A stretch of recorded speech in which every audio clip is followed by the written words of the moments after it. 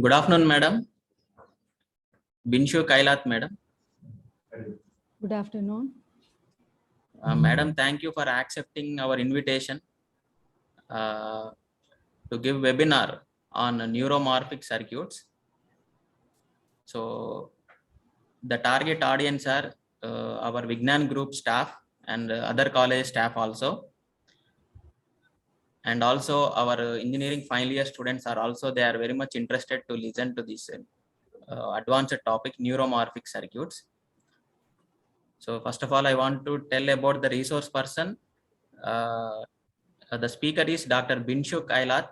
She is associate professor in EC department, IIIT DM, Kanchipuram. Once again, I convey my heartful thanks to you, madam, for accepting our invitation to give webinar for the staff as well as students. Thank you, madam. You can start the webinar. Yes, thank you, sir. Thank you for the introduction. I am glad to know that the audience are teachers. So because basically this presentation is involving the research that is being carried out. Sir, I hope I am audible. Yes, madam. Yeah, okay. So basically this presentation is about the research that is being carried out in neuromorphic circuits and systems in IIIT DM. So I just want to give you a flavor of the types of research. Actually, a lot of work is happening across the world, which may be on the way I would give a hint on those topics. But basically, what are the research topics that are being pursued with respect to neuromorphics in IIIT DM Kanchipuram? What are the works being done? So basically, the complete presentation is based on the output in the sense research output from our own students. Thank you for this opportunity. Let us go into the talk. So as I mentioned, this is about neuromorphic circuits. Because I expect people from other department also to maybe hearing this, or listening to this talk. Neuromorphics actually, as the name indicates, it's like morphing neural system. Morphing as it's emulating the behavior. So emulating the behavior of a neural system in electronic circuit. And when we say electronic circuits, basically it is made up of silicon.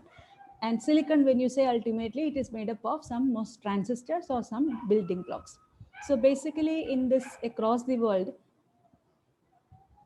analog implementation as well as digital implementation, both are happening across the world. So I would give details about some of the analog implementations and some of the digital implementations, and how, if any one of you is interested to pursue research in this, which all way you can think about. That is what the aim of or intention of the talk.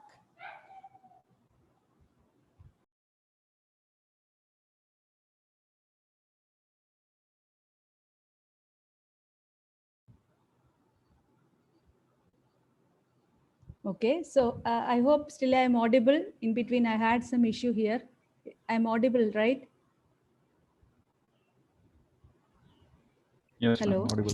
Yeah, thank you. So the outline of the talk will be, first we will talk about one implementation, that is reusable spiking neural network architecture. Then we will see another application. All of these works are maybe some overlapping may be there, but the applications are mutually exclusive. That is why I just want to give you a flavor that these are the areas in which you can work on. That is why. So the second topic that I would discuss would be heart rate classification, or maybe you can say ECG anomaly detection. We have not reached still anomaly detection, but heart rate classification we have done based on spiking neural networks. And then analog neuron implementation and neuron as a biphasic encoder for to be used as an ADC. Okay, so basically these four, and one more is there, analog implementation of PSTDP, TSTDP. So because we are just beginning, I don't want to give details of PSTDP, TSTDP. These are pair based and triplet based spike timing dependent plasticity. These are the rules by which a neuron, behaves. So just to give you a flavor of that, you see, when as a human being, you know that our human body is built up of billions of neurons. And imagine keeping an eyes on your hands, okay, some part of the hand, one cube of ice. Immediately what we will do as a reflex action, we will shake it off, right? And then you imagine that just after the ice fell down, again we are keeping the ice on that. What would be a reaction? Our reaction would be not as intense as the first, right? Again, assume that you are keeping the ice again a third time, right? Again, what will happen? Our reaction will be like, because we get accustomed. Our neural system has the property of adaptability to the environment. This capacity of adaptability to the learning, to the environment, is known as learning by a neuron. Okay, so maybe some of you would be working on conventional or the traditional neural networks like CNN, RNN, deep learning, or DNN, deep learning neural networks, etc., where number of layers of neurons are very huge. What we are talking about is not CNN, not DNN. It's the last generation or the third generation of neural networks, which actually known as spiking neural networks, where the neuron, exactly similar to the way it behaves on a biological system, it is emulated.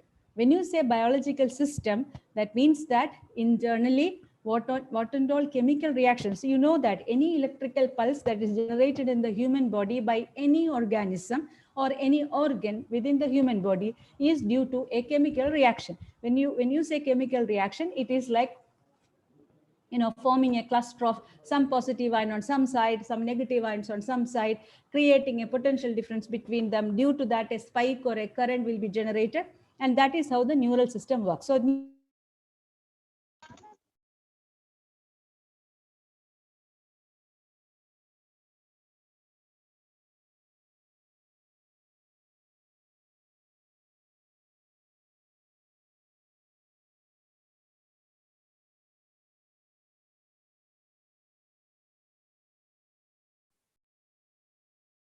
neural system, how it works is, which were subjected to this low temperature, generated, and the spike actually reaches the brain, and the brain, give a reflex action in terms of an actuation. That actuation is our hand movement by which we shake off the ice. Whereas in the second time when it happens, because the neurons which were subjected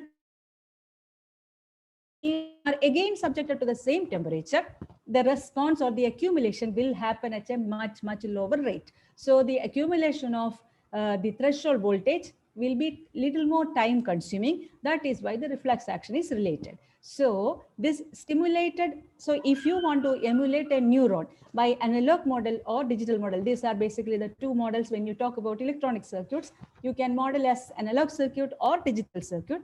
Whichever be the model, you need a mathematical equation which represents the model, and that mathematical equation should be able to identify the stimulation that comes input. These stimulations should be accumulated, should be possible to be accumulated, and you know that the basic component that accumulates any charge is a capacitor. So basically, a capacitor is an essential element which accumulates the charge, and there should be some control circuitry which identifies whether the capacitor charge has reached the threshold voltage, and if it has reached the threshold voltage, there should be some circuitry which generate the spikes. And one time the spike generated, the circuit should be able to be ready for generation of another spike if it is again subjected to a similar environment or similar stimulation. So once the spike is generated, the capacitor should be completely discharged. So basically, any neuron consists of these phenomena, okay? Accumulation of charge across the capacitor. Once the charge reaches, so some control circuitry to identify that the charge accumulated is equal to threshold voltage. Once the threshold voltage is reached, there should be a spike generation circuit. Once the spike is generated, the capacitor charge should be discharged so that it is ready for accumulation of charge again. Okay, so these are, so any neuron circuit, if you see, fundamentally these elements will be there. So I hope this introduction is useful to you, like, to understand what is that we are going to see. So I just want to give some more introduction. So neuromorphic computing integrates neuroscience with electronics. Mammalian, I'm getting some disturbance. Am I audible properly, or is it from my side, this disturbance?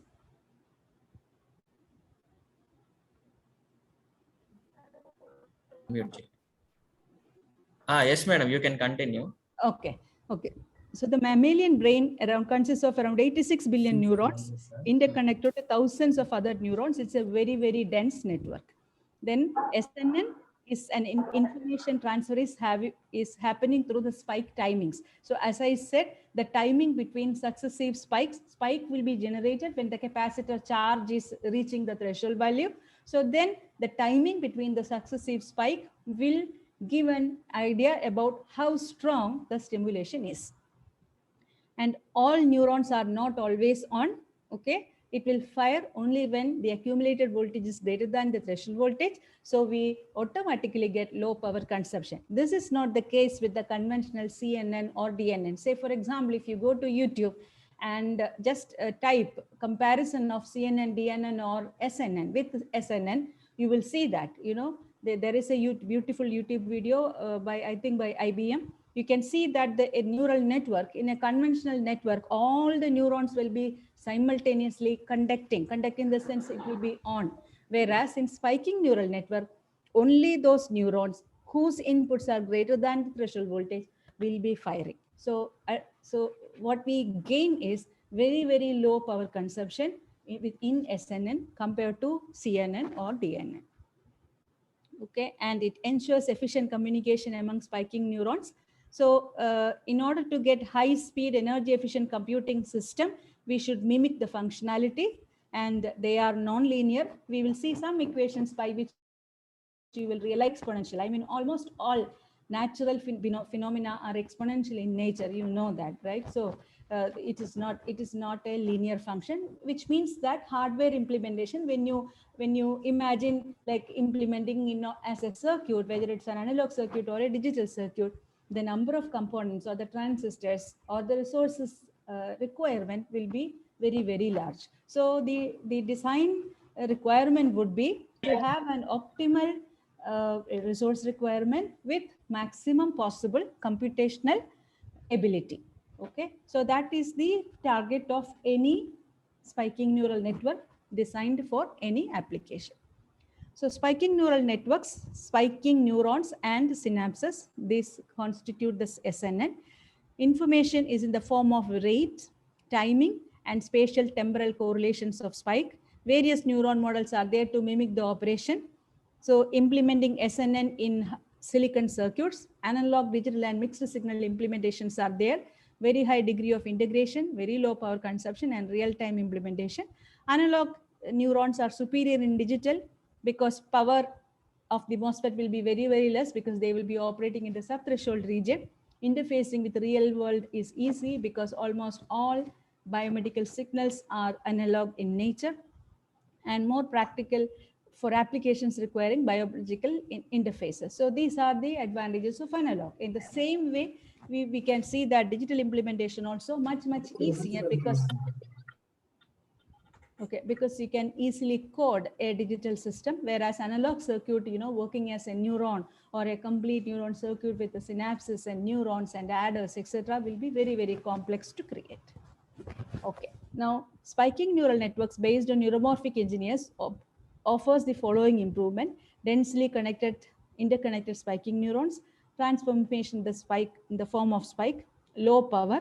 Digital implementation helps to design systems capturing the required spiking behavior, offers better scalability, and offers ease with which the design can be tested on FPGA. So digital implementation, key issue to be highlighted is that it is nonlinear behavior. Nonlinear behavior modeling in UC, if it is a simple multiplication, you can simply use a, you know, any parallel multiplier, Wallis-Tree multiplier, or Booth multiplier, or a Dada, or any multiplier you take, you can implement a linear function. Whereas if it's a nonlinear function, you see e power x. You imagine e power x, the expansion of e power x, you get, you know, 1x, then x squared by 2 factorial, x cubed by 3 factorial, like that you will get multiple terms, and your accuracy of the e power function will depend upon how many terms you take. So starting from x square to x power 5 or x power 6, as many powers or orders you take, that way you can improve the accuracy of the system. But you imagine x square means just one multiplication, x cube means 3, 2, like that. Then the order of the digital hardware also will increase. Okay, so that is why nonlinear function implementation in digital is really complex unless we take care of multiple aspects during the design. So this first work is actually aimed to propose an idea for using spiking neural network for multiple applications. So the first work that we have done on SNN is using the SNN for multiple applications, not one application, because the hardware is very, very costly. So why can't we use the same hardware for multiple applications? So that was the first demonstration that we have done. So that optimized usage of hardware will be there. And this is done using VHDL and implemented on FPGA. So this is the block diagram of, okay. This is the block diagram of the spiking neural network. Okay, this is the SNN. You can, there are multiple blocks. I'm not sure how clear it is, but still I would say that this is an Izhikevich neuron model. Izhikevich is a professor at Cornell University. He has proposed a digital model of the neuron that we call as Izhikevich model. You see, neuroscience is there in the field of medicine for quite number of years. I mean, hundreds or 200s of years, research publications are being done, and people have given multiple models. So neuroscientists have given multiple models of the neuron behavior. Now that electronic engineers, what they do is they take these models and they try to see whether those models can be implemented on circuit. How to implement? Either in analog form or digital form. So analog form means you create a circuit, as I said before, like accumulation, then generation of spike, then refractory period or discharging, like that. So you identify the analog building blocks which will do those functionality, and then try to mimic that equation onto analog. Same way in digital, you have the equation, and those equation you try to model using an HDL, means hardware description language, and try to develop the digital circuit. So one model which is quite famous. Why? Because it's biologically much more plausible. Maybe some of you would have heard about a neuron model known as LIF, linear integrate and fire neuron model. Integrate and fire neuron model is a simple model, which is computationally very optimal, which means that their equations are very simple. So you need only less resources for that. But if you compare with the biological plausibility means equivalence to a biological reaction. Means if suppose there is a real organism which respond to such a stimulus, what would be the behavior? And a similar circuit, when subjected to a similar stimulus, okay, how it would behave. If you compare these two, that is the meaning of biological plausibility. So the systems developed with the Izhikevich neuron is much more biologically plausible than LIF neuron. So that is why, as the first part of the work, we have taken Izhikevich neuron model. So you can see that, every block is a repetition. STDP, that is a learning module, which actually helps the neuron to learn the environment. Okay, then there is a memory, and that memory is given to Izhikevich model. So you can see that based on as many neurons are there, those many such layers will be there. Then they are all interconnected to a neuron block.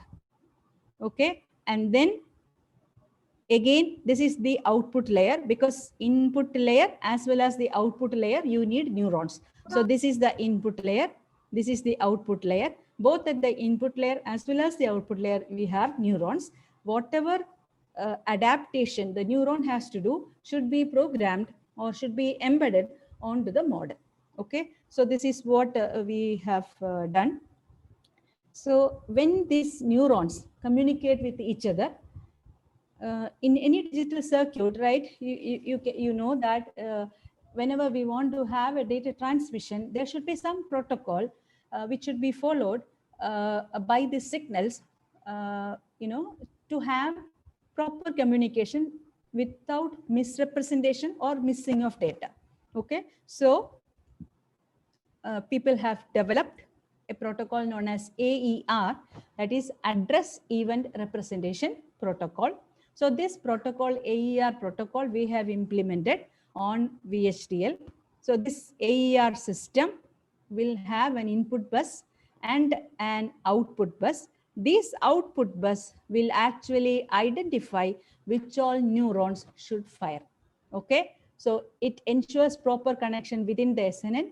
Input bus has output spikes of all neurons, identify address of all neurons that produced a spike, passes on that address to all neurons, sends the address of neurons serially. If multiple neurons generate spike in a particular interval, efficient communication is ensured, and it's a main control unit in driving the SNN. Now, as I said before, for implementing any application, you need to train the neuron. What do you mean by training the neuron? Neuron should be subjected to a similar environment so that when it is in the testing mode, it will identify that, okay, I was subjected to this input, and this was how I performed. Now, when biological neuron, our brain has memory and it identifies, but in silicon circuit, you need to develop, and that is why the memory was there. So in the memory block, you would have already stored similar output responses for each of the neurons. So those memory will be taken from the lookup table, and then the neuron will produce the output when similar stimulus are subjected to the neurons.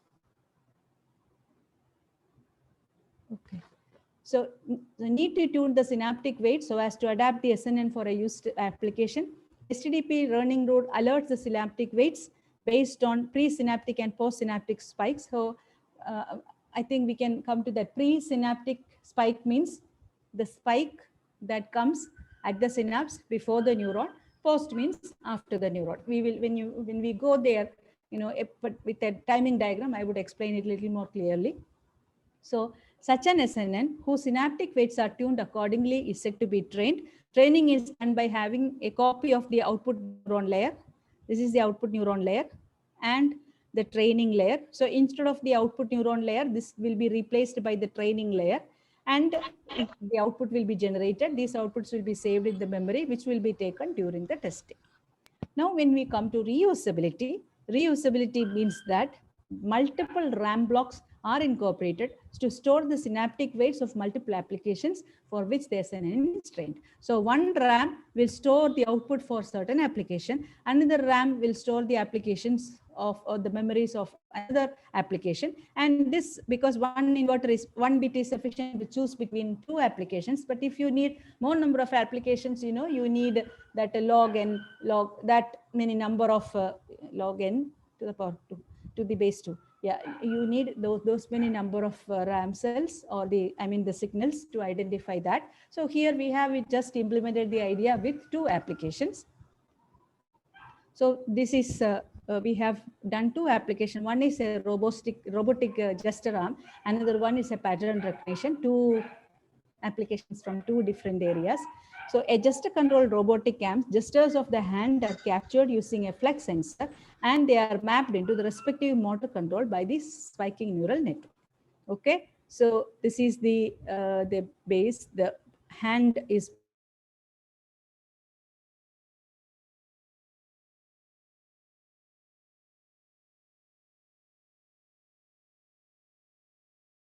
signals, okay, and will be given here. The control logic then gives out control signals to corresponding motor. Okay, so this is what is done. Whereas in the pattern recognition, the letter D, we have just demonstrated for one letter D. In the same way, we can generate the pattern for other letters also. This is the pattern generated for the D. Okay, in the clockwise order. The same SNN is trained for recognizing 6 different binary patterns of 20 bits in each. This can be applied to character recognition, digit recognition, etc. Figure illustrates the construction of the pattern letter D. So the size of the SNN is 24 by 6, 24 input layer and 6 output layer. This didn't have, this application did not require any middle layer. So it's like input layer and output layer. Whereas in normal conventional, conventional neural network or DNN, you will have so many layers of intermediate signals, which will actually complicate the process.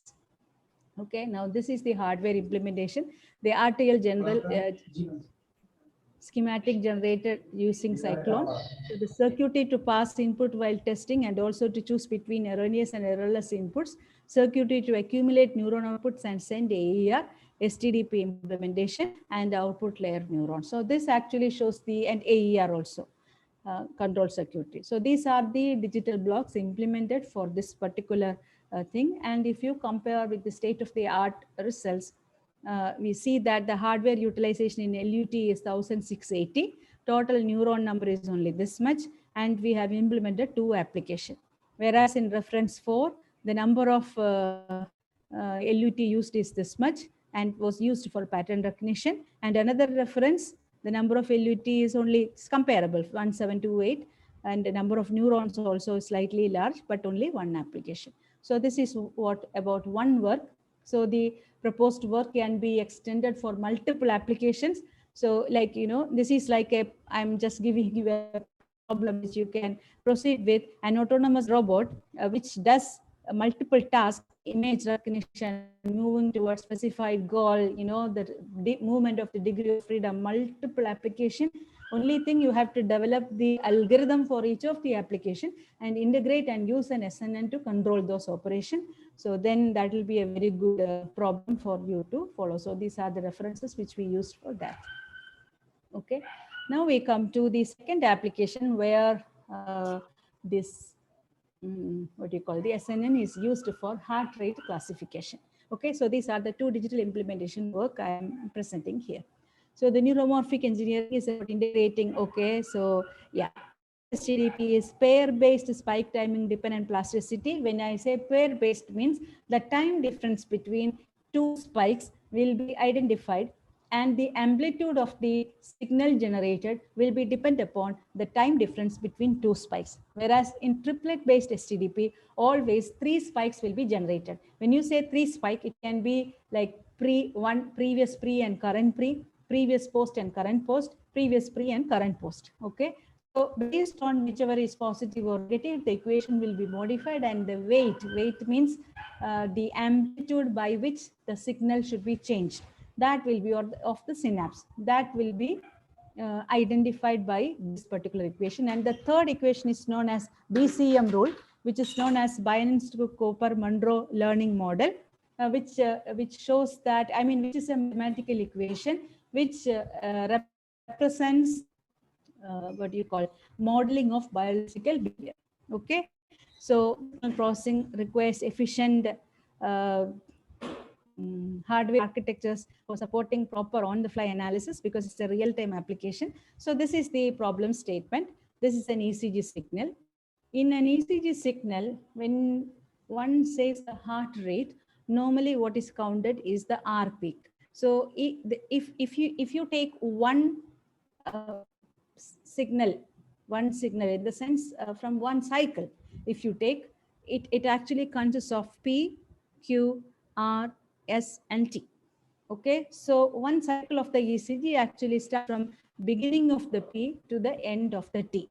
Okay, now when you say heart rate, all the cardiologists specify that the beating of the heart is specific to the peak of the R. So if you assume, you measure an ECG for 3 minutes or 5 minutes, during you will be lying down on at some posture, and electrodes will be connected at multiple locations of the body near the heart, and some on the wrist and some on the leg, etc.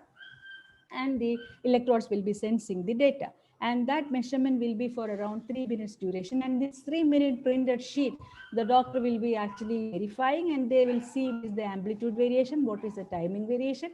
Based on that, they will say, some analysis, they would say that, some heart problem is there, sometimes angiogram need to be taken, or sometimes they say echo need to be taken, something like that. So ECG actually represents the initial analysis about the health of the heart of a human being. Okay, so when you say that the heart rate, there is a problem known as arrhythmia, which actually has around 18 to 20 classifications based on the beating of the heart. So if you say that the heart is beating very fast, it is termed as a certain class of arrhythmia. Similarly, if the heart is beating very slow, that is called another class of arrhythmia. So I hope you would know about pacemaker. Pacemaker will actually increase the heartbeat, whereas there is a device called the ICD. ICD will actually adjust in both sides. The heartbeat can be increased or decreased. It can be controlled in both sides by this. So for all these analysis, people actually finds out the location of the peak. So when you measure the ECG for 3 minutes, assume that you start the measurement at 9 a.m. and you stop the measurement at 9:03. So from at 9 a.m. we can't say, when the measurement, because it's an infinitely periodic signal, right? The heart actually, the time the baby is molded, the heart actually beats, and till the end of our life, it is actually infinitely periodic. It's like 80 years based on the age of the person. It continuously happens. So what you say is you are taking only an extract of that operation for 3 minutes or so. So when you take the measurement, you can't say that it will be starting of the P or ending of the S, somewhere the measurement happens. Measurement can happen because it's random. It can happen at anywhere. So when the signal is, normally what is done is it's a visual inspection by the perspective or the knowledge level or the skill set of the doctor. He actually looks at form and identifies this may be the clinical observation that the person may be suffering from so and so. But electronic circuit.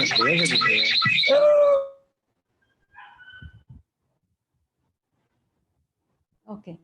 So in electronic circuitry, the system itself has to identify without the support of a doctor.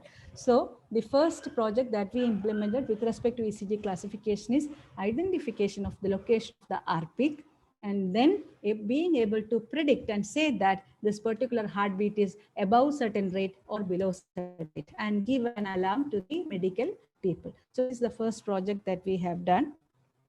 Okay, for that the system should have the capacity to learn, and to have the capacity to learn, we need to have the pair-based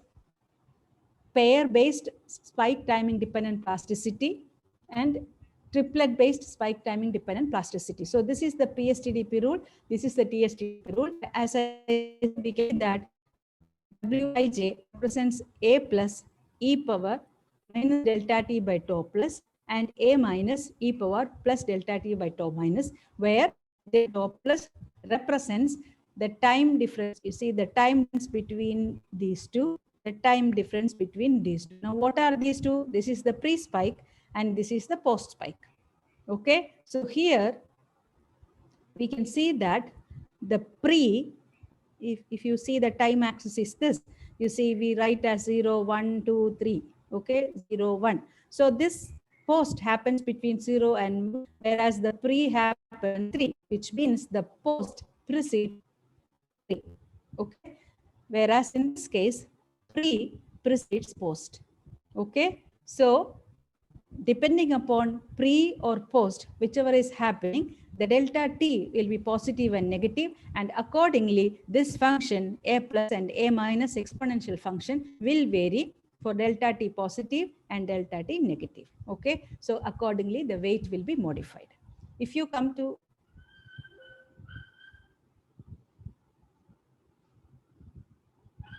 okay, I'm not sure what happened. Yeah.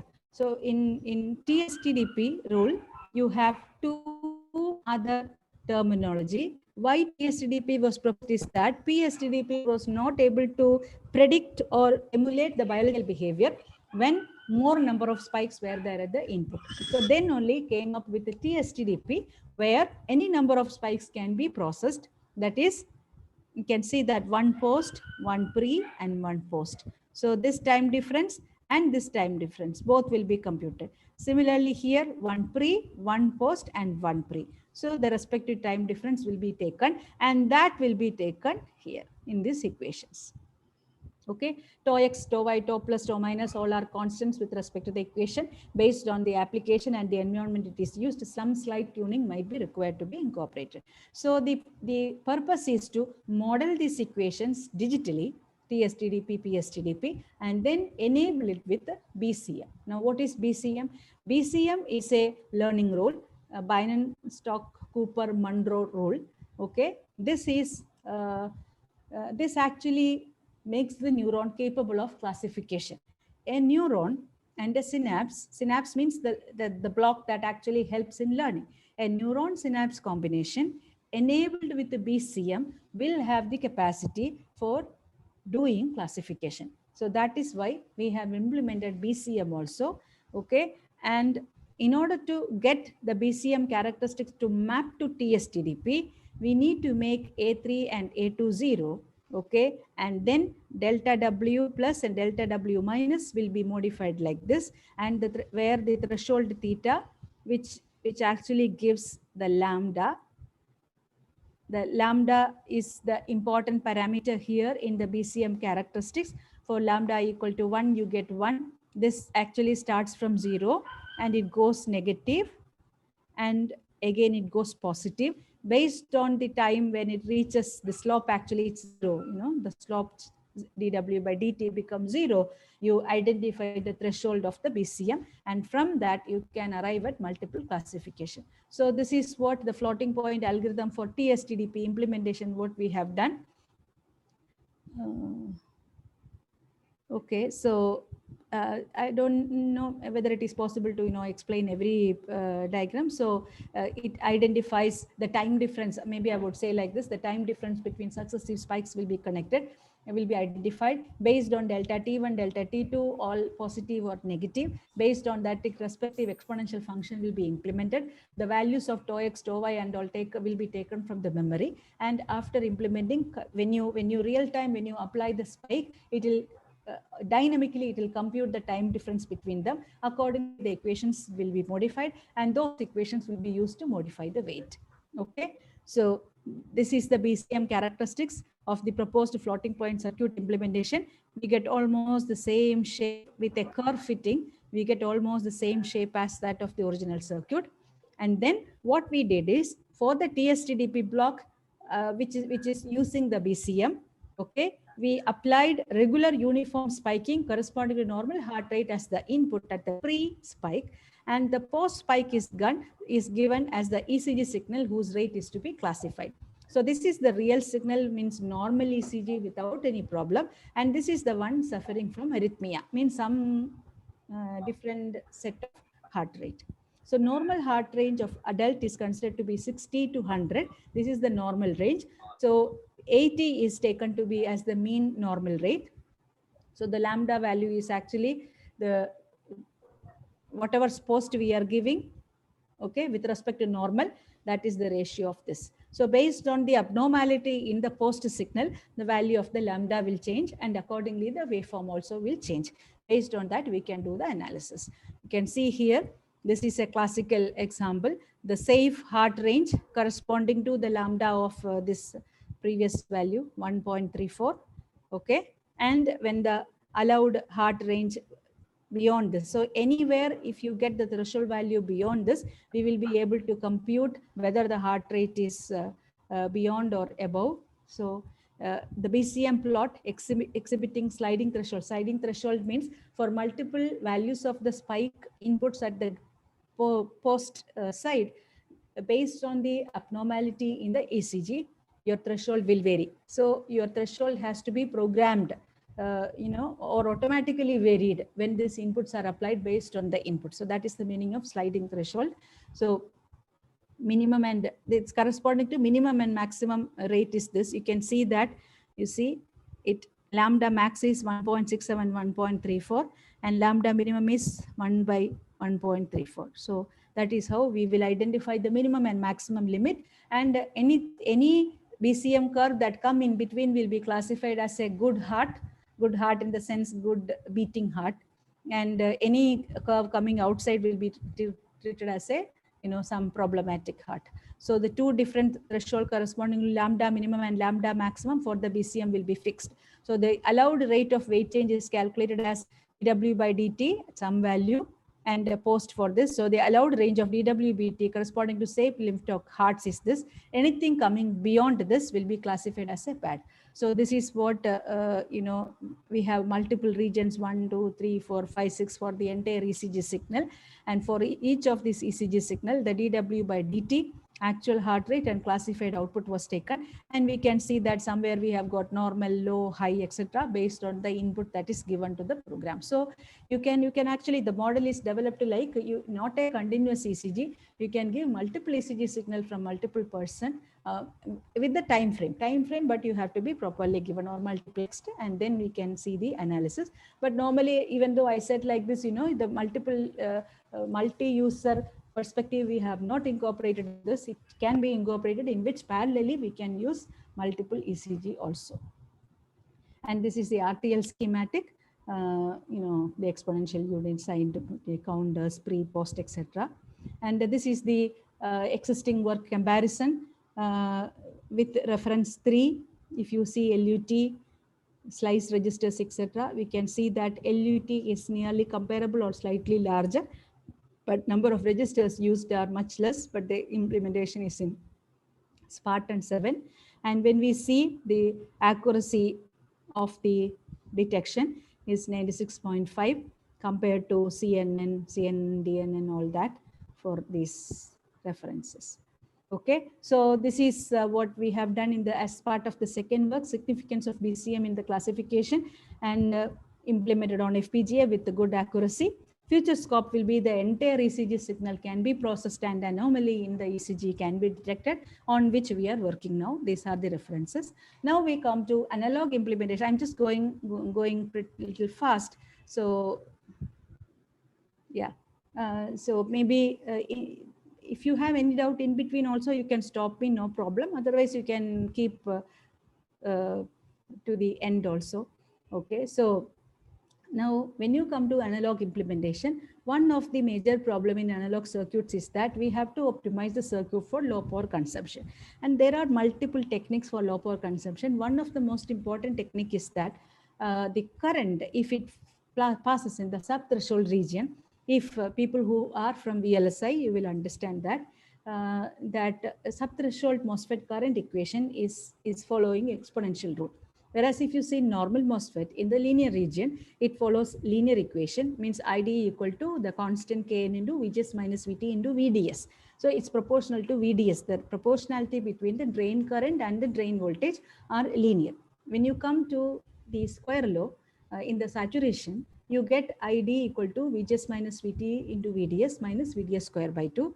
Okay, or ID is proportional to VGS square. So input voltage output current equation is following a square law in the saturation, and dependence on the output voltage is also a square law in the saturation region. Okay, and the power consumed in the saturation region is pretty high in analog circuit because it continuously operates in the saturation region. Whereas if you imagine a digital circuit in which inverters are there, only when the transition during 0 to 1 and 1 to 0, you will have a continuous current flow from VDD to ground. And then the power dissipation will be slightly less. Whereas in analog circuits, continuously throughout the cycle, the circuit is operating in the saturation region, most of the transistors, and you will have higher power. So two approaches are there in implementation of this neuron models. One approach is that wherever possible, bias the transistors in the subthreshold region so that implementation of the exponential functions in the neuron model can be easily obtained. Okay, so if you see that just now we saw that TSTDP equation, you see that it is exponential some constant times exponential sum T1 by T2. Okay, which means that exponential function should be really implemented on the silicon circuit, and that exponential function can be really implemented if the transistor is biased in the subthreshold region. So most of the cases, almost all transistors except a few which are generation of spike, etc., most of the transistors will be biased in the subthreshold region. That is one approach to reduce the power. When you say subthreshold region, you should know that the order of the current that passes through the transistor is of the order of nanoampere or picoampere. If you think about 45 nanometer technology or 28 nanometer technology, the order of current may be in picoampere. And when you say picoampere transistor current passing through a 0.6 volt VDD also will be progressively reduced. The power dissipation will be just 0.6 times 1 picoampere. It's about 0.6 picowatt. So the power is extremely low.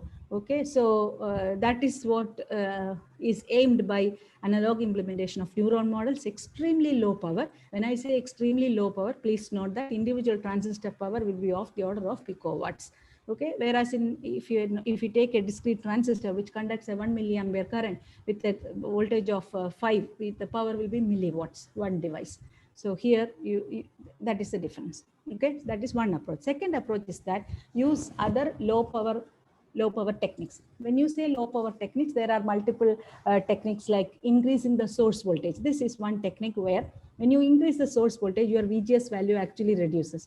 When you reduce the VGS value, the current through the transistor reduces. Thereby, you can reduce the power. So that is one technique. So the second circuit is actually that the source terminal of the transistors are deliberately made to a higher voltage so that current through the transistor is reduced. Okay, this is not proposed by us. This is proposed by previously some people have already proposed.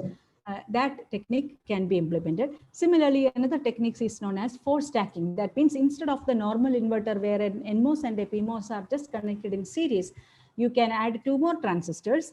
Okay, so that the total VDS voltage actually will get reduced, and accordingly the current also can be reduced. So this is one very common technique that can be used, a force stacking technique that can be used. So this is an IAF neuron analog implementation for low power. This is the neuron model proposed by Indiveri. You see, I would say that Indiveri is a professor of University of Zurich, and he is like a godfather of neuromorphics. If you see the Google Scholar of Indiveri, you can see that he has started publishing from 2000, after 6 or so, lot of publications. I mean, anything that you think about in neuromorphics, he will have a paper on that. It's like a genius. So this is a model proposed by Indiveri. This is the conventional integrate and fire neuron model. Okay, and in this we have proposed an IAF circuit with a dual threshold with a force stacking technique. Okay, you can see that remaining circuit, everything is the same, but incorporating force stacking, this power has been reduced. So the spike generation, this is the meaning of, as I said before, when the hand is subjected to ice for a longer time, you see the spike generation, the time difference between the spike generation actually reduces as time progresses. This is known as SFA, that is spike frequency adaptation. So the neuron that we have developed, it is actually capable of spike frequency adaptation. So if you find the average power consumed by the conventional IAF with the spike frequency adaptation, it is 708 nanowatt, whereas when we use the force stacking technique, it's coming around 259 nanowatt. If you use for tonic spiking, that means 1 ton spiking, it's from microwatt to 752 nano. And then phasic spiking, again, some reduction, some small reduction is there. So like that, if you see, by incorporating low power techniques, you can actually reduce the power consumption. That was one work. Second work on analog implementation is that this neuron was used as an ADC. Okay, we have not applied on a real-time signal in that, but now the students are working on a real-time implementation because the paper is not published anywhere. I am not supposed to present it here. That is why it's not done. Whatever I am putting here is already presented works. Okay, so basically a neuron encoder works like this.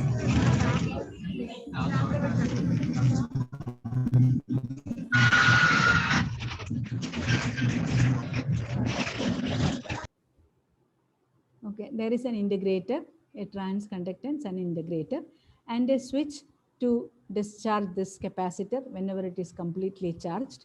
Okay, and this comparator will see whether the capacitor voltage is reached a threshold, and then it will fire. Fire is given to this switch so that the switch will be closed and capacitor will discharge. This is the basic neuron encoder, and this property of the neuron can be used for modeling or an analog input, that is an ADC. So because the output is a spike is like, if you see the previous diagram, you can see that all the spikes are of equal amplitude, but the time difference between the spike will give an intimation about the input signal. So that is what is called temporal signal. The spike rate is where the information is contained, not on the amplitude of the spike. That is the beauty of the spiking neural network. So if you have a circuit by which you can identify the time difference between the spikes, you can actually extract the information of the analog signal. That is the principle of this. Okay, so neuron as an encoder, the basic spiking frequency, input signal amplitude, growing popularity of SNN is the field of recognition, rising need for low power asynchronous ADC, and this is an effort towards getting a better ADC. So cortic neuron circuit produced in 3. This cortic neuron is presented as one of the most what you call biologically plausible analog model.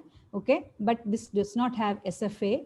SFA means spike frequency adaptation. So we have incorporated spike frequency adaptation, proposed cortic neuron model with the spike patterns. We have modified the particular circuit and obtained multiple spiking patterns. Okay, as well as, okay, the power comparison is done with the energy conventional cortic neuron and proposed cortic neuron with the spike frequency adaptation, this regular spiking and fast spiking, chattering. So you can see that the values are relatively higher than the conventional model. So we did not continue with the cortic model. We again went back to another circuit known as adaptive exponential neuron. So that is what is next circuit, adaptive exponential INF neuron model.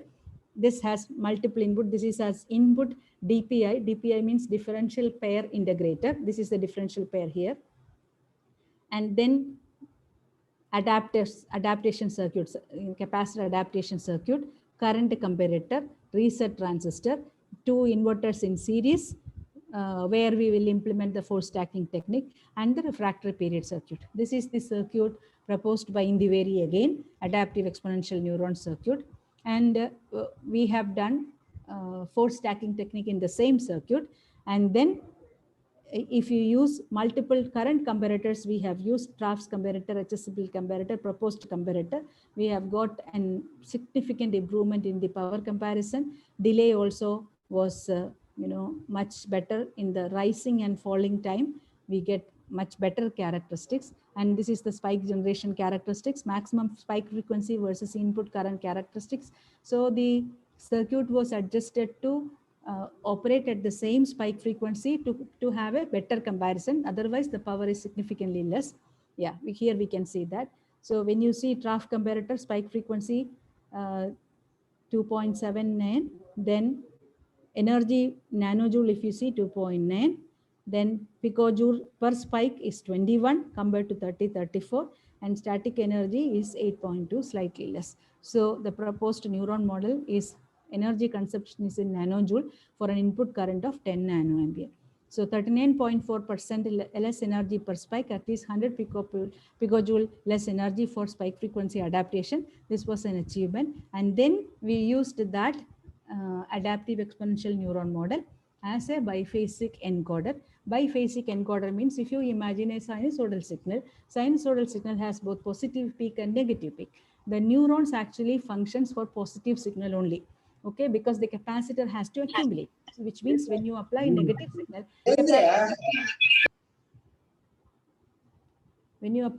signal, capacitor will automatically discharge. But that is not what we want.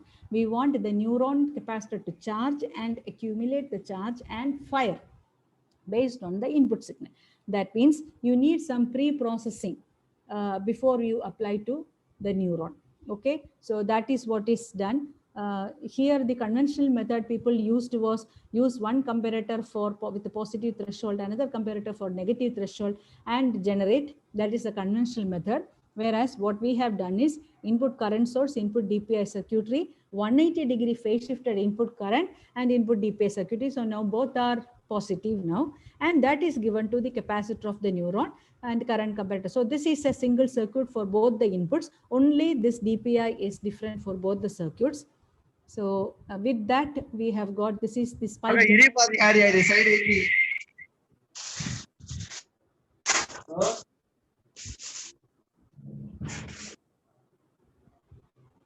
The spike generated for a sinusoidal signal, you can see that when the amplitude is positive peak, maximum spike is generated. Similarly, when the amplitude is negative peak, maximum spike is generated. And from that, you can construct the original signal also. This is the error signal. The error is signal to error ratio is 60.84 dB, which is very, very high. and the power consumed is only 115 nanowatts, and the ENOB, effective number of bits for the ADCs, happen to be 9 bits. This is one achievement what we got, and now this can be used for encoding ECG signal. That is what is now currently the students are being done. This was done by the 21 graduating batch.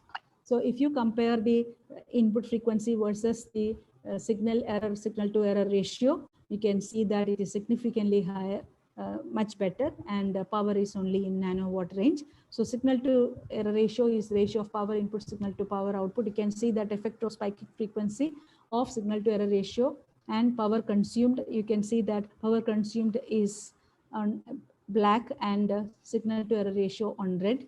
You can see that as the spike frequency increases,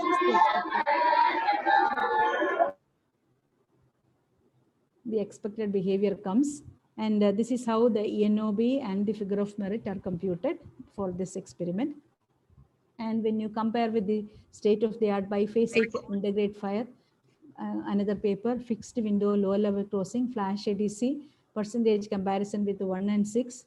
Okay, if you see that 180 nanometer technology, SNR is this figure of merit, approximate number of transistors, and transistor count in the refractory circuit and comparator. Everywhere we can see a betterment with respect to improvement in performance, with respect to power, energy, and number of transistors. Okay, and adaptive exponential performance metrics, if you see conventional IAF and proposed ADEX IAF, if you see, there also significant reduction is there in almost all parameters, percentage decrease in energy per spikes, static participation, spike frequency, adaptation power, and encoding energy, you can see. So we have got that significant improvement. These are the references. And then now we come to another analog implementation. Let me just see the time, how fast I can. Okay, okay. So the next one, what we are seeing is implementation of the learning rules in silicon. So when you say learning rule, as I said before, the TSTDP and the PSTDP. So we have implemented the pair-based STDP circuit and triplet-based STDP circuit with transistors. Okay, there are only 2 reports so far. One is ours and another is another team from, that is all. They also had collaboration with Indiviri from Australia, and only 2 reports have come so far on analog implementation of the TSTDP. Okay, so that is what to explore analog implementation of neuron synapses and synaptic plasticity rules. So to propose a TSTDP circuit with all 5 requirements of a learning technique. Base functions for biological processes are logarithmic or exponentials. So if the MOSFET is operating in the subthreshold region, then you can exploit the exponential relation between ID and VGS. And neuron model, synapse model, synaptic learning methodologies. These are the fundamental knowledge one has to have to develop this. Spike frequency adaptation and refraction. So this is the real biological signal behavior. Okay, this is how the firing happens. Action potential, this is action potential. And once firing, it actually discharges because of the ions movement in the reverse direction, it goes to a lower potential, and then this resting potential. This is coming back to resting potential. Again, another stimulus come, the same process goes, it fires, and again it will go back like this. Okay, and if the most characteristics, if you see, most characteristics is ID versus VGS is subthreshold. This is in the saturation region, whereas this is in the subthreshold. So this is the region where we need to bias the transistors to reduce the power. One of the earliest analog circuit implementation is the Axon-Hillock neuron circuit, where you can see the accumulation. It fires, it discharges, okay, and goes back.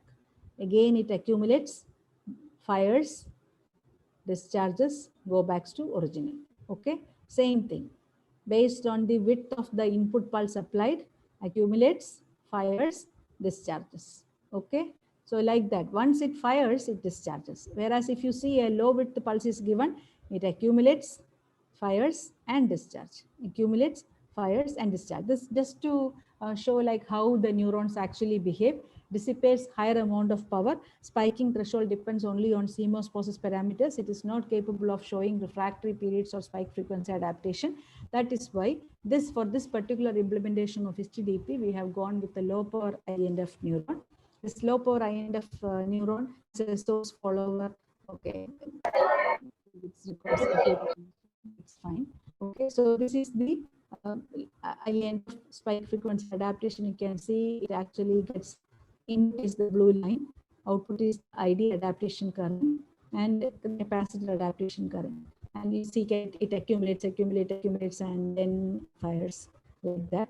And these are the spikes generated by output. This is refractory period.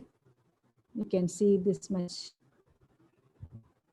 is refractory period. When the next spike comes, it actually gets to that.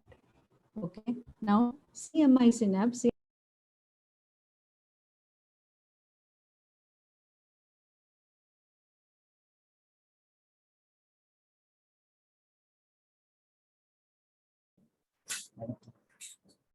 Hello, madam. Your voice is not audible.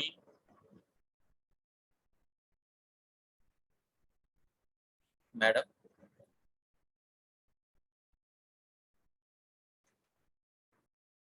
Message like connection is lost. Yes. Huh? Am I audible now? You are audible, madam. Please Okay. share the screen. Okay. Okay.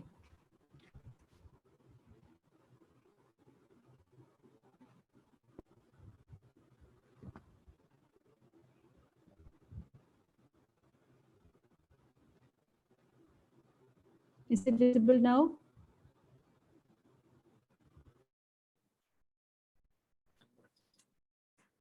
Your voice is audible, madam, but your screen is not visible, madam.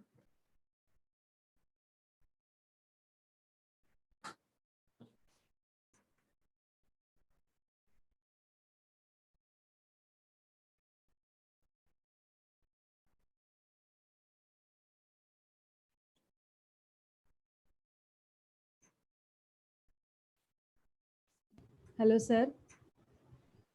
Yes, madam. Your video and screen sharing are not visible.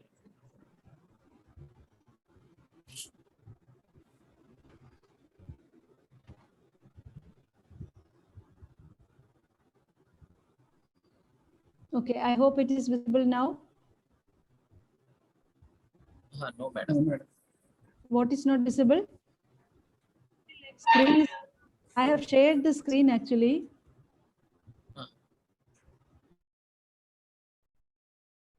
No, madam, not visible.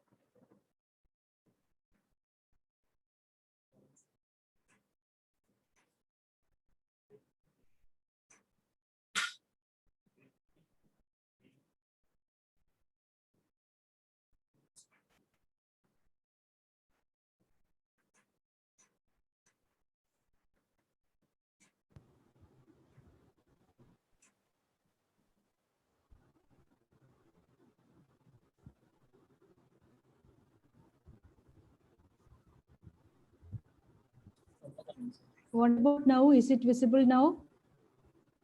No, madam. Screen is not visible. Not visible. I have shared.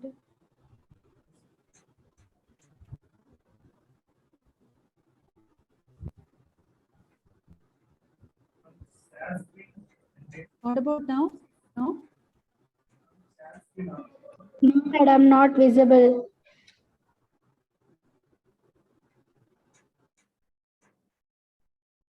You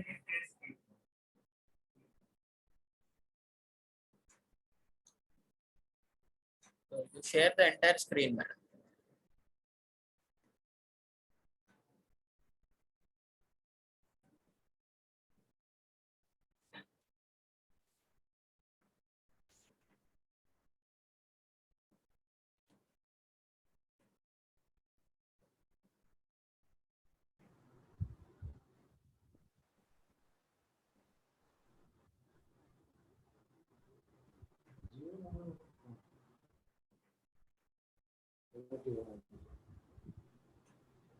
Uh,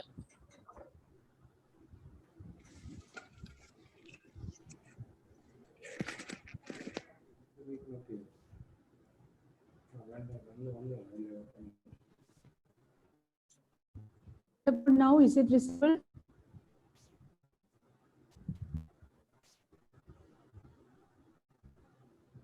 wait, madam. Your side, I think. Yes, madam. Screen has shared. Okay.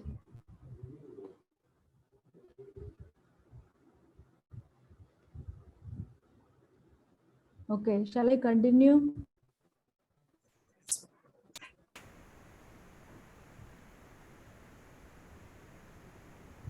I hope it is okay. I'm audible as well as the screen is visible.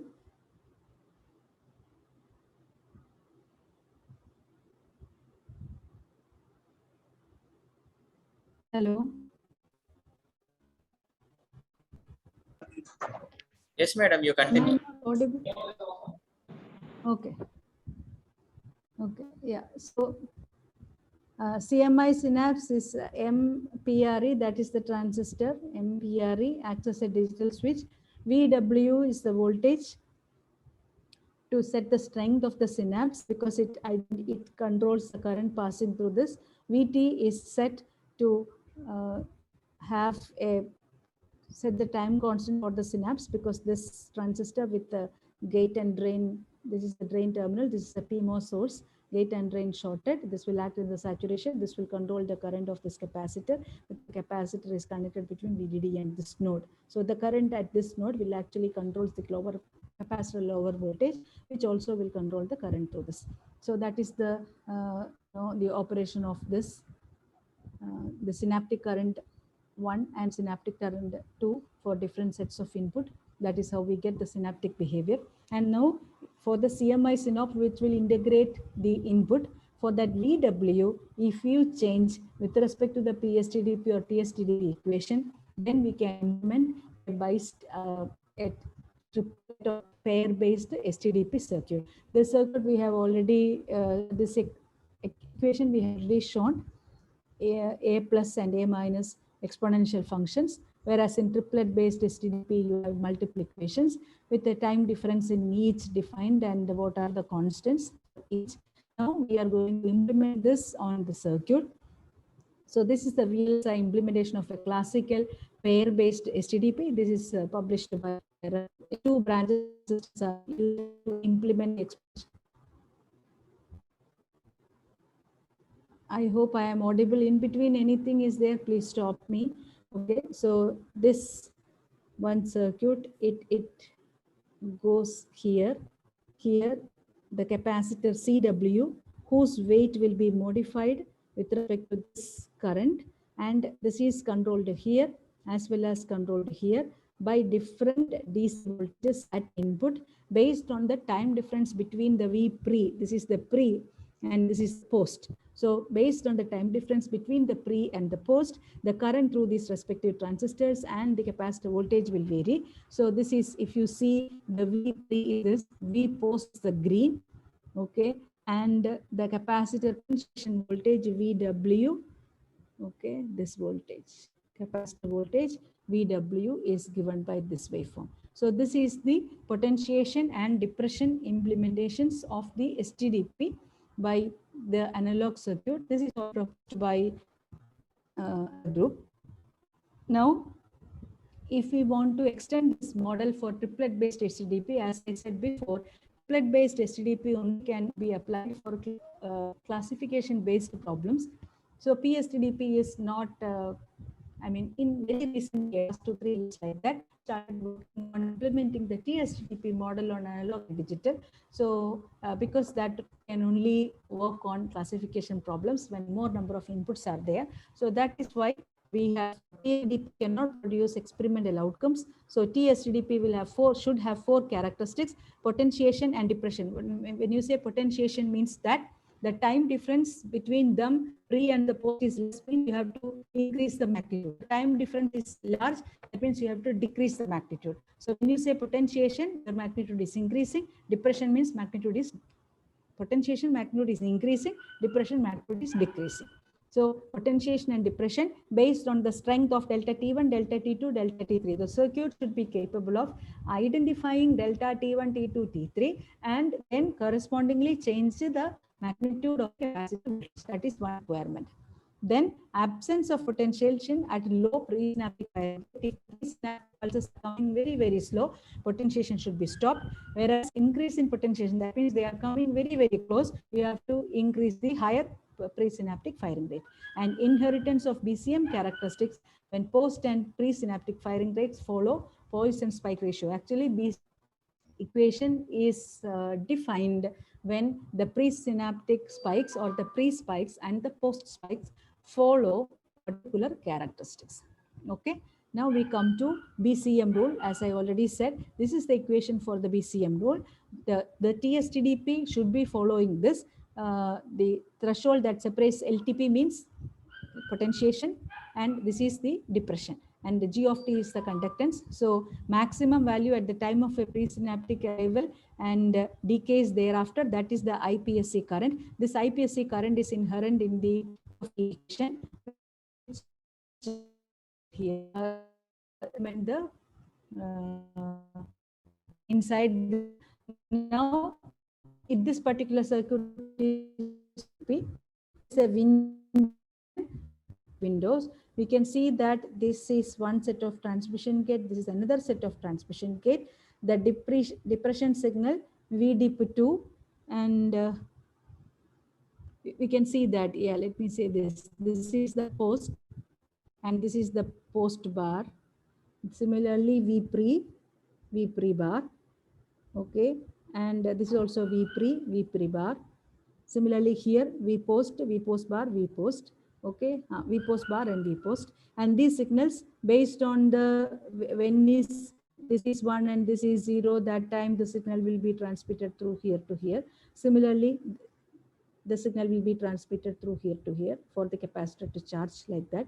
And this is the exponential controlling circuitry, which is controlling this capacitor weight CW. CW means the voltage across the capacitor. So that is this potentiation 2, depression 1, depression. These are the additional transistor circuitry added with the V pre and post. Pre is here before, after post. So like that you can see a distinct pattern between the pre and the post and the capacitor voltage.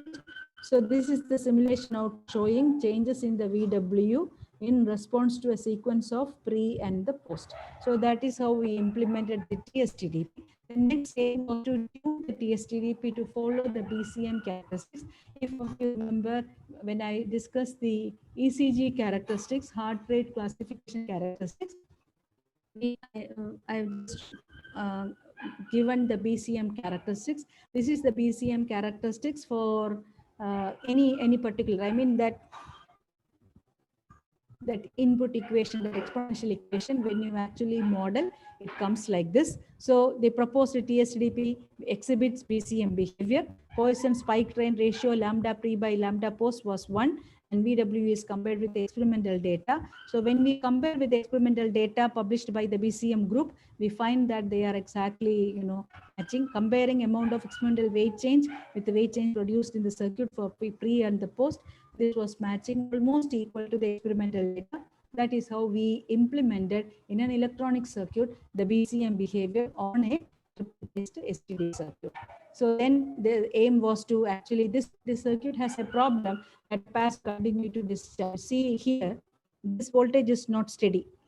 This actually reduces. Okay. So what we wanted is like it should stay straight. This is happening because of the leakage current within the circuit. So there should be a circuitry which will not leak out. Okay. So that was the aim. So that is how we came up with the next circuit, known as TSTDP with the memristor. So that is the last circuit I would explain to you. This is a neuron model. We have used LIF neuron model itself with the deep synapse. Along with that, we have proposed time demultiplexing enabled LTP LTD combinations along with a new device, memristor.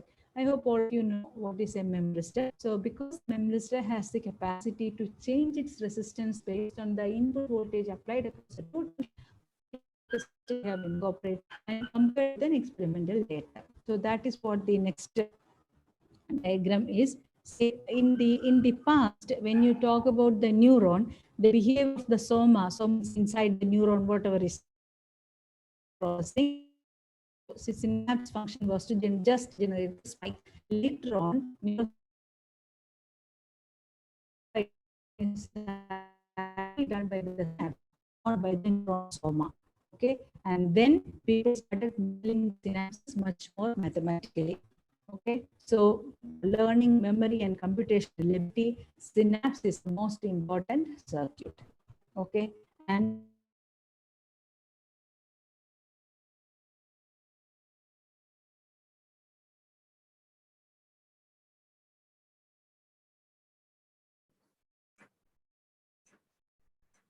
Madam, your voice is not audible.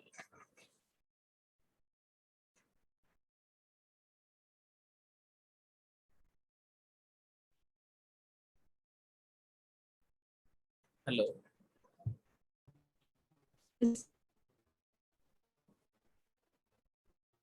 Hello, madam. again, yeah, again connection went. Yes, I'm madam. not Again sure what is disconnected happening. from your side. Okay. What now? Is it visible now? No, madam. Your screen is not visible.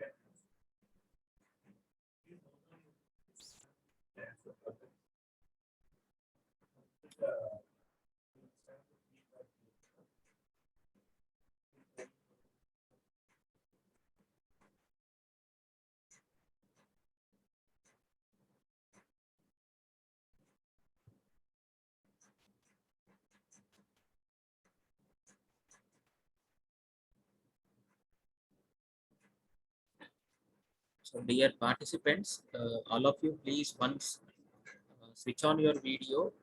We want to take a screenshot of the screen.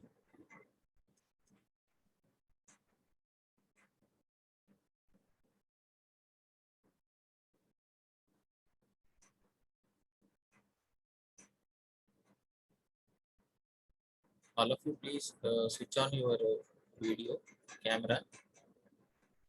You want to take a screenshot.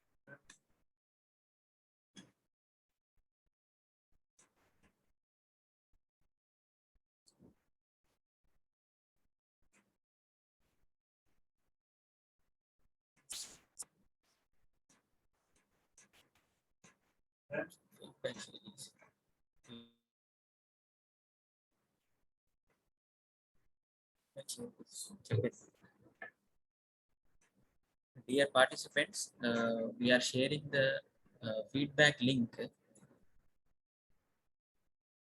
the chat.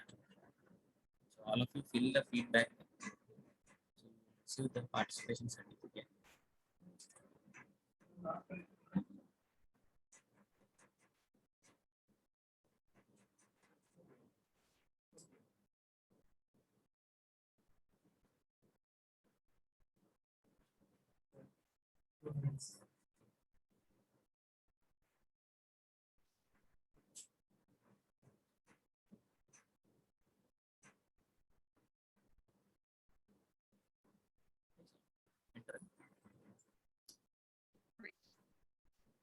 Yes, dear participants, the resource person will be back in 2 minutes.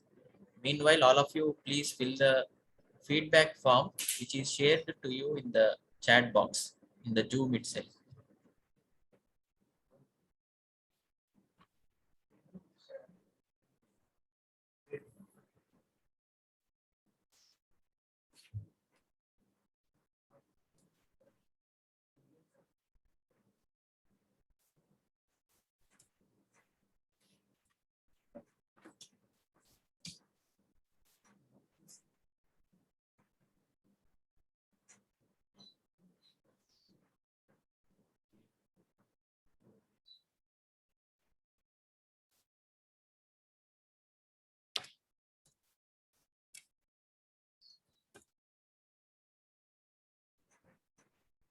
So kindly note that, dear participant, kindly note that whatever the details you are giving now in the feedback form, the same details will be appearing on the participation certificate. Okay, your name, college name, your designation, assistant professor, professor, research scholar, or student, graduate student. Okay, whatever it may be, whatever the details you are giving, the same details will appear on the participation certificate. Thank you.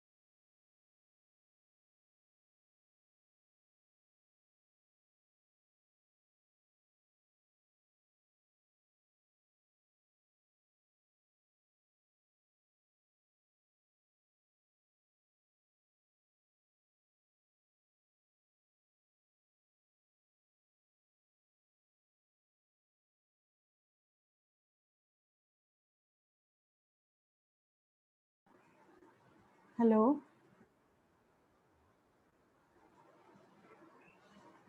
Hello, sir. Madam. Am I audible? Yes, madam, you are audible. Okay. Should I share the screen? I'm very, very sorry for the technical glitch.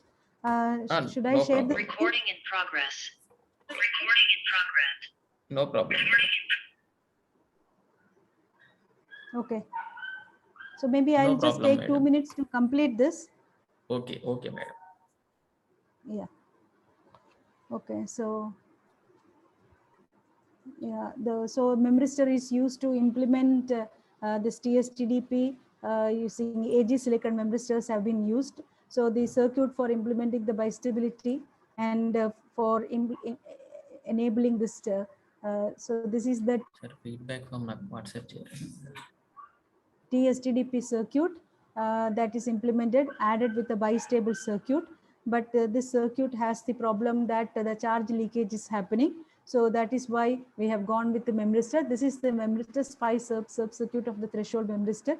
And the bottom diagram shows with the triangular input what is the output of the memristor. So we can see that the conductance actually varies for positive voltage as well as negative voltage differently. And these characteristics have been used to implement that using the time division multiplexing. So this potentiation and the depression was incorporated at different time intervals, and these transistors were operated. So there was a presynaptic circuitry and the postsynaptic circuitry, both were connected using a memristor, and we have got the result. This simulation results show that LTP and LTD with reset clock and entire PSTDP circuit. And for implementing the TSTDP, we need to add 2 more blocks on LTP2 and LTD2. And based on that, we have obtained the TSTDP also. We can see that the complete implementation we have got. So the proposed memristor-based ADP circuit has solved the issue of charge leakage.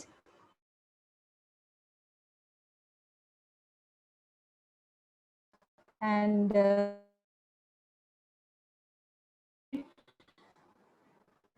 Satyajodi, he is working in NVIDIA now. Pavan Sai, he is at MathWorks now. And Madhuvandi Srivatsa, she is doing PhD at ISC Bangalore now. And we have published around 13 papers from this work in last 2 years. And sorry. Yeah. So if you have any questions, maybe you can ask now.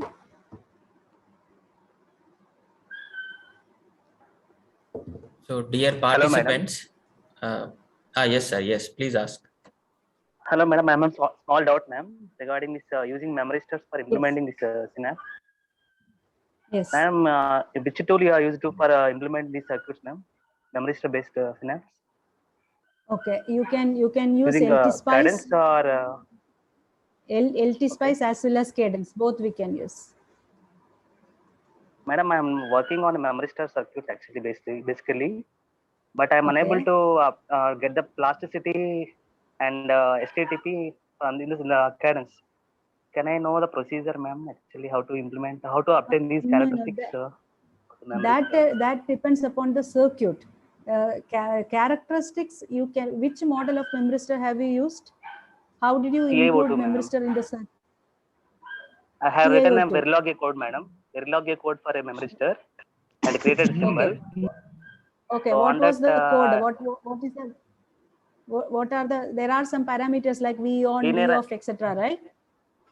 yes, ma'am, yes, ma'am. I have taken Ah. a VT model for implementing this circuit now.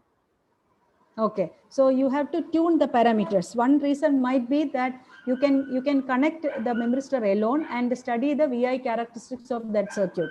And if you get the conductance Madam, I am characteristics of that getting, memristor, yes. yes. So if you get the conductance Madam, characteristics as required, then only you use it for implementing the TSTDP. Okay, so you have to first define the netlist. I think a SPICE model would do, and call it to take it in the Virtuoso or LT SPICE, and that SPICE model you simulate for the voltage current characteristics and see whether if you apply the triangular pulse, how the current voltage relationship varies. So for positive potential Madam, I observed. drop, huh? Yes, I observed all the things, madam. Up to the IV curves, I got, ma'am. Later on, only I'm getting some doubt how to find the plasticity and STTP. Then for that So, you need additional memristors, additional any transistor books circuit. are there, ma'am, for No. First you understand, memristor can only emulate the behavior of change in conductance. If you want TSTDP or PSTDP, you need additional transistor circuitry for that. Okay, so you go through the papers of PSTDP and TSTDP circuits and then try to use memristor in combination with that. Then you will get. Memristor alone madam. can only simulate conductance characteristics. But how madam. that conductance should be modified should be based on the transistor currents that comes up from the TSTDP circuit. Okay, madam. Thank you. Okay. So are there any participants who want to have any queries? Please feel free to ask Professor.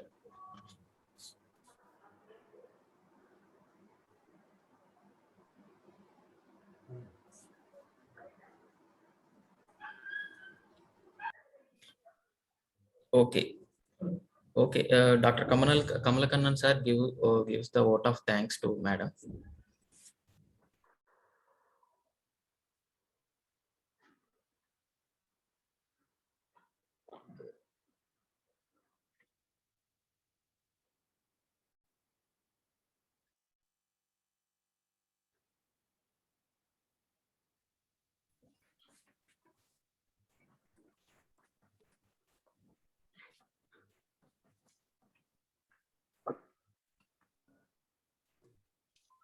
Am I audible, ma'am?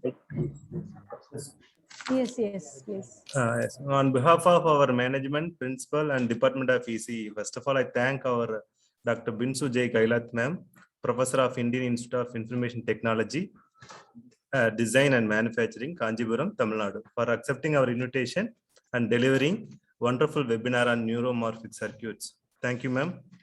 I thank our Dean, HOD, faculty members, students, and participants for their kind cooperation, which made this webinar a grand success. Thank you, everyone. Thank you. Thank you, sir, for this opportunity, and it happened due to the connectivity problem at this site. Okay. Thank you very much. Thank you for bearing with me. Thank you, sir. No problem. No, bro. Thank you. Thank you, participants.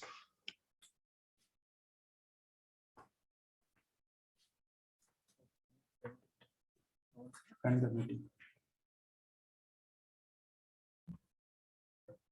If any participant want to fill the feedback form, make it fast.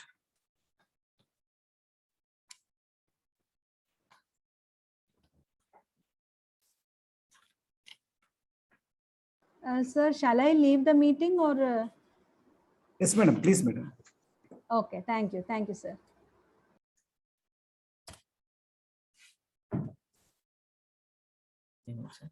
We have shared the feedback form again in the chat box. If any of the participant is not filled the feedback form, please fill the feedback form. If you have any queries, contact through WhatsApp also.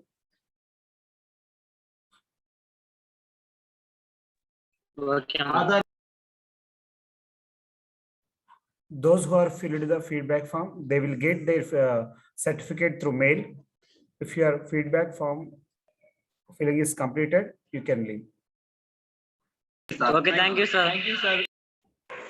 Thank you, sir. Okay.